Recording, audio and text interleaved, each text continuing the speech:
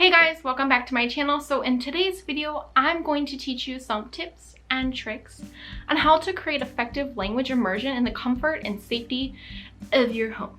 What is language immersion? Is it actually important? So language immersion is about creating an environment where you are surrounded by your target language as much as possible. There's this misconception that in order to immerse yourself in a language, you have to go abroad to where that language is spoken. So even though I live in South Korea and I'm learning Korean, most of my day I use English. I teach English at work. A lot of my friends speak English. I can come home, watch TV in English, read English books, I internet in English. Like, so much of my life is in English. And that's not because of where I live, that's because of the choices I make and what I do in my home. So that is why I truly believe you can create language immersion in your home regardless of where you are. Okay, so let's jump right into the tips, shall we? Okay, tip number 1, listening to music. There's a lot of times where you are listening to music in your daily life, right? Right. So if you're commuting to work, you're taking the subway, you're driving, you're exercising, these are times that we listen to music, but we don't have time to put pen to paper. Even though you're not really actively studying it, if you keep listening to the song, you're gonna start to remember the lyrics. Even if you are a beginner speaker and you don't even know what it means, you can eventually start to pick up some of the words and start to sing along. If you're a beginner, you get a lot of exposure to how the sounds are made. And then if you're an intermediate speaker, you get a lot of chances to kind of listen for things that you know or pick out things that you don't know but you might want to look up later. Listening to music, of course, shouldn't be your only form of listening, especially since a lot of these opportunities you have to listen to music are pretty passive listening. But in general, it's really, really helpful to create this idea that the language is all around you. Okay, tip number 2. Change your devices into your target language. Okay, so if you are a beginner, I would suggest starting with your cell phone. So this can help you because if you switch your phone into your target language, you will understand what you're clicking on because of the icons. And then because of that muscle memory of using your phone so much, you can read in your target language and come to associate that with the icon and therefore pick up the meaning. So after you change your cell phone into your target language and you pull up the Facebook app, the Instagram app, the whole user interface of these apps will be in your target language. This is really useful because actually you probably won't learn these words in any sort of textbook or formal class, right?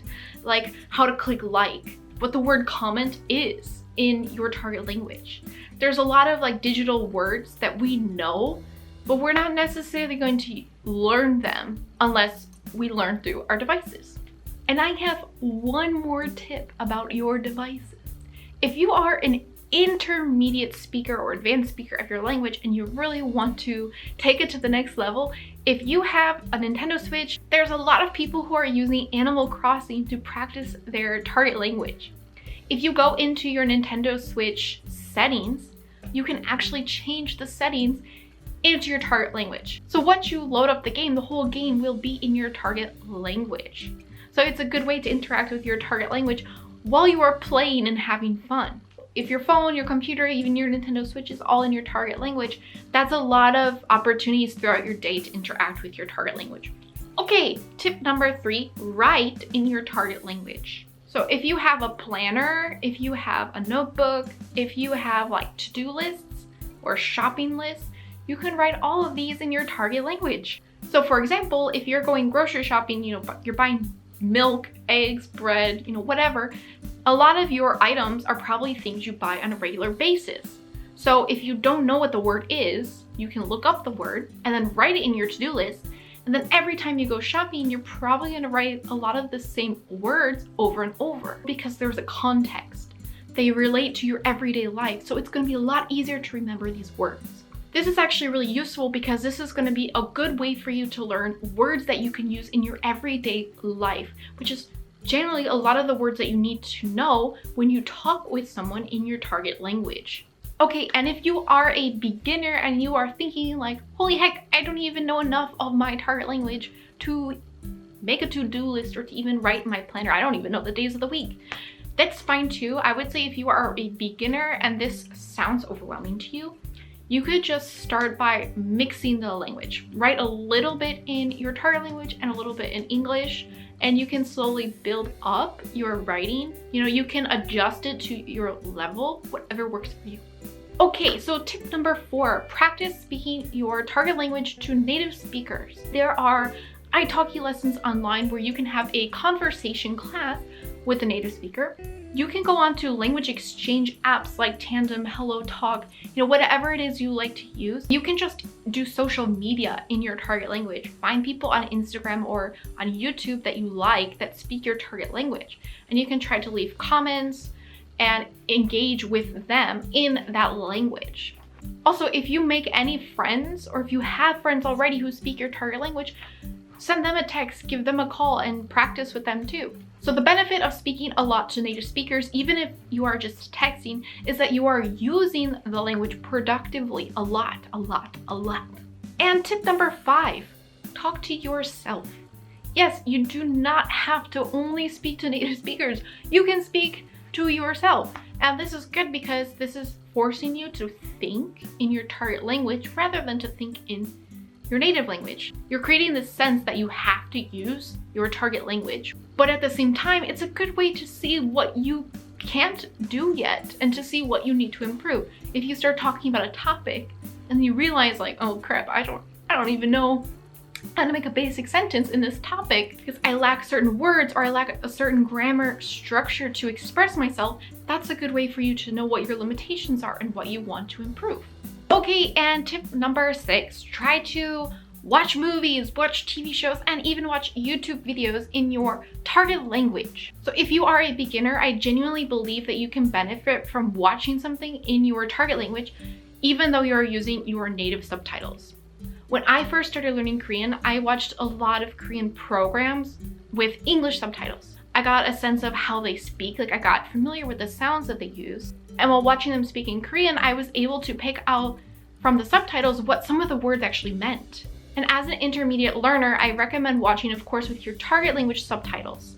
This is important because you might not always understand what they are saying at the speed in which they are saying it or because of their way of speaking. But if you watch while reading the target subtitles, you can associate what you're hearing with what you are reading, and your ability to read might be higher than your ability to listen. This is going to help train you to know, okay, like when they're speaking this way, like this is actually what they're saying. This is how it's pronounced. This is how this person talks. So if you start to watch things in your target language, you're naturally taking away from the time you have to watch things in your native language. This is just going to help you in general feel like you are in a bubble of your target language. Okay, so tip number 7, try to study a little bit every day.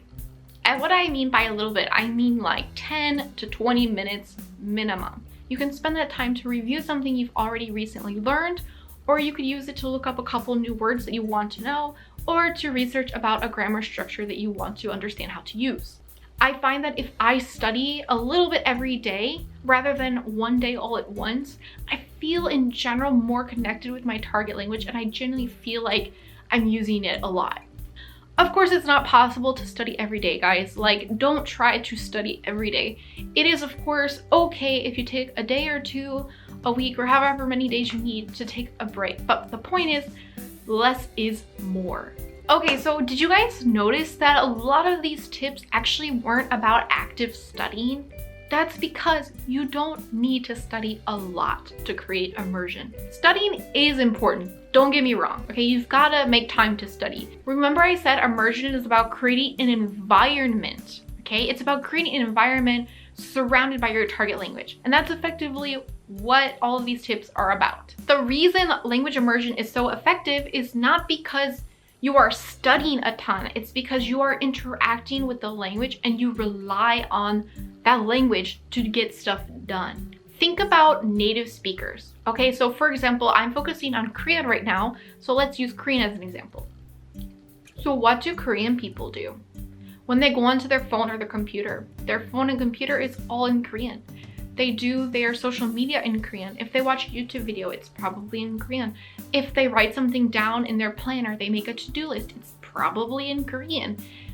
They talk to people, they text people, they use Korean. They use Korean all day. When they come home, they use Korean, they watch TV. They are using Korean throughout their whole day. The idea of language immersion is about creating this same environment for yourself. So the more you try to incorporate your target language into your daily life and routine, the more you will feel immersed in that language. If you keep that up and you keep studying, you're going to improve at a faster pace. Thanks for watching, guys. If you like this video, please hit the like button and tell me what you think. Did you find this video useful? Let me know in the comment section, and I will see you next time.